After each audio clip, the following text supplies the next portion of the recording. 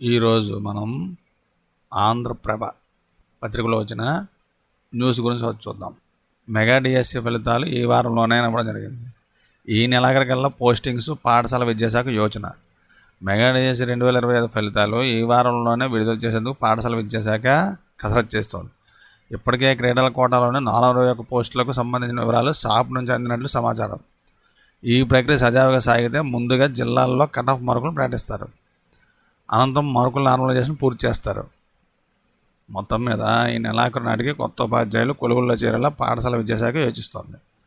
ఇప్పటికే విద్యా సంవత్సరం ప్రారంభమైనందున చాలా పాఠశాలల సిబ్బంది కొరత కారణం నేపథ్యంలో శరవేగంగా నియామకాలు జరిపి సెప్టెంబర్ మొదటి వారంలోనే పాఠశాలలకు పంపేలా ఆ శాఖ భావిస్తోంది. తర్వాత సాక్షిలో ఏమొచ్చిందంటే డిఎస్సి తుదికి తప్పులపై పరిశీలన. నిపుణుల కమిటీలతో చర్చిస్తున్న విద్యాశాఖ అధికారులు. రోజు 10ల సంఖ్యలో తప్పులపై అభ్యర్థుల నుంచి వచ్చిన విజ్ఞప్తులపై అధ్యయనం. 1-2 రోజుల్లో ఫలితాలపై స్పష్టత వచ్చే అవకాశం. డిఎస్సి 2025 తుదికీలో వచ్చిన తప్పులపై విద్యాశాఖ దృష్టి పెట్టింది. కీ విడుదలైనప్పటి నుంచి ప్రతిరోజు విద్యాశాఖ డైరెక్టరేట్కు ఫిర్యాదులు వస్తున్నాయి. 10ల సంఖ్యలో అభ్యర్థులు తమ రెస్పాన్స్ షీట్ల ఆధారాలను తీసుకొని వచ్చి కీలోని తప్పులపై ఫిర్యాదు చేస్తున్నారు. తొలుత ఫైనల్ కీలపై ఎలాంటి అభ్యంతరాలు స్వీకరించేది లేదని ప్రకటించిన అధికారులు ఇప్పుడు ఆయా తప్పులపై నిపుణుల అభిప్రాయాలను తీసుకుంటున్నారు. మరోవైపు ఈ నెల 25 నాటికి డిఎస్సి ఫలితాలు ప్రకటించేందుకు ఏర్పాట్లు చేస్తున్నట్టు సమాచారం. ఈ నెల 25 నాటికి డిఎస్సి ఫలితాలు ప్రకటించేందుకు ఏర్పాట్లు చేస్తున్నట్టు సమాచారం. ప్రతి ఒక్క మార్కు అభ్యర్థి భవితవ్యాన్ని నిర్ణయించేది కావడంతో ప్రభుత్వం అధికారులు అత్యంత జాగ్రత్తగా వ్యవహరించాలి.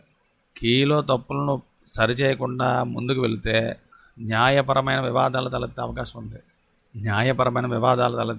ఉంది.